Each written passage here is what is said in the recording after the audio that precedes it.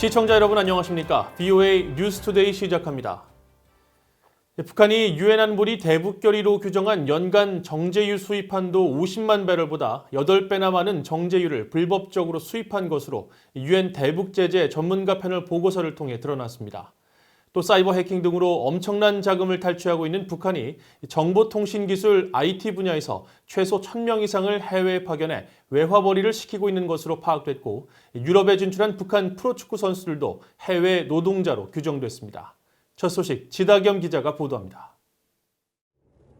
북한이 중국 영해에서 불법적으로 정제유를 환적하는 모습으로 적발돼 유엔 안보리에 보고된 사진입니다. 북한의 대표적인 불법 환적 장면 중에 하나입니다. 유엔 안보리 대북제재위원회 산하 전문가 패널은 17일 공개된 연례 최종 보고서를 통해 이 같은 사실들을 밝히면서 북한이 불법 환적뿐 아니라 외국 선적 선박들이 남포항에 직접 들어오게 해 정제유를 수입한 정황 사진도 공개했습니다. 셀리니로와 티안유 등이 지난해 1월부터 10월까지 10개월 동안 깃발을 내리고 입항하는 등 제재 회피 방식으로 64회 드나들면서 정제유 약 400만 배럴을 북한이 사들인 것으로 추산했습니다. 안보리 결의로 규정된 한도 50만 배럴의 8배가 넘는 양입니다.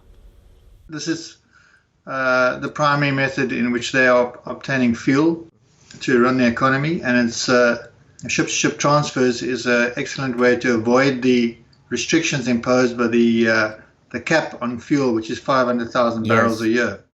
전문가 패널은 또 북한이 불법적인 석탄 수출과 사이버 공격, 노동자 파견 등으로 외화벌이를 해왔다고 밝혔습니다. 특히 중국 해운사 선박까지 불법 석탄 수출에 가담하고 있다면서 닝보 저우산항 앞바다에 정박한 북한 선박들의 사진을 공개해 중국 정부의 의도적인 묵인을 지적했습니다.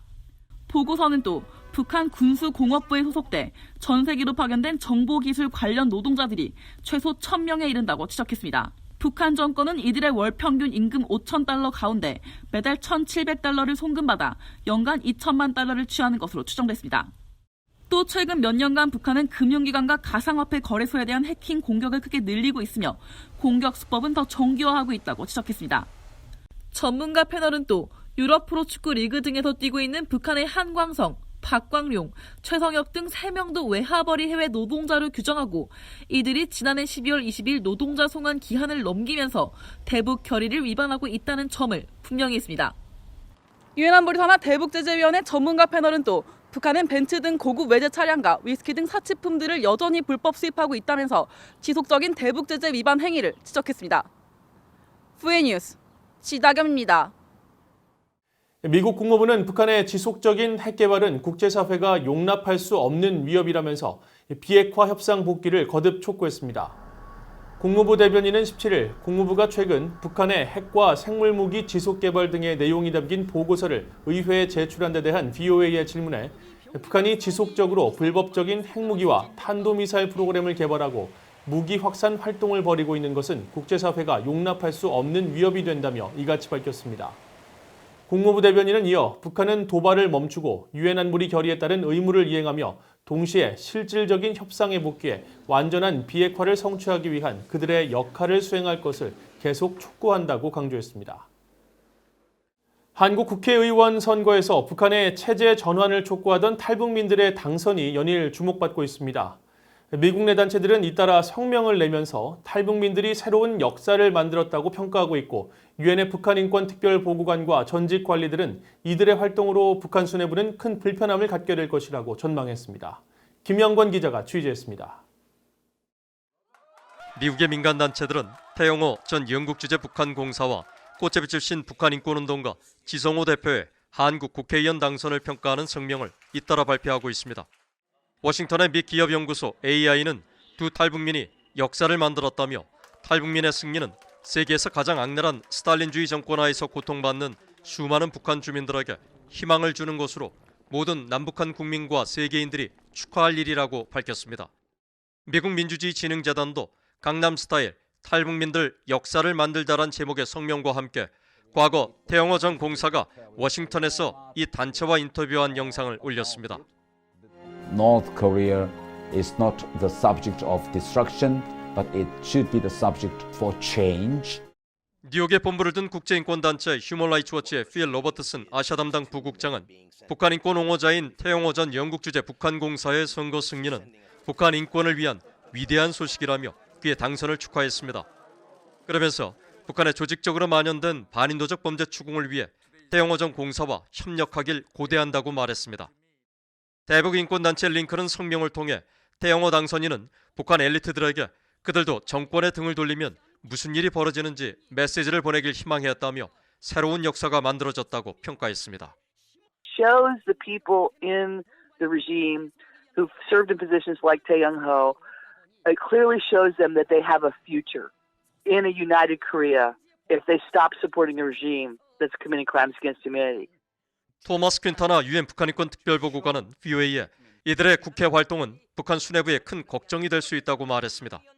Because once you go into politics, you will become more active in your objectives. And it is clear from what Tam Chang-ho has said that his objective is to change in North Korea.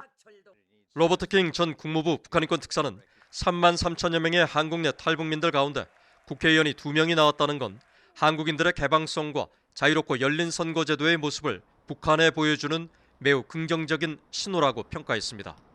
Well, I'm sure the North Korean leadership are uncomfortable with what's happening. I mean, anytime there's an election where there's free choice and free opportunity to select candidates, it calls attention to North Korea's system, which does not provide that freedom. 두 탈북민의 한국 국회 입성을 환영하고 높이 평가하는 이들 전문가들과 민간단체들은 이런 변화를 계기로 북한 정권은 주민들의 인권 개선에 적극 나서야 한다고 지적했습니다. VOA 뉴스 김영권입니다. 신종 코로나 바이러스 대유행 사태 여파로 올해 세계 경제가 3% 마이너스 성장을 할 것이며 지난 1930년대 대공황 이후 최악의 경기 침체를 겪을 것이라고 국제통화기금 IMF가 전망했습니다.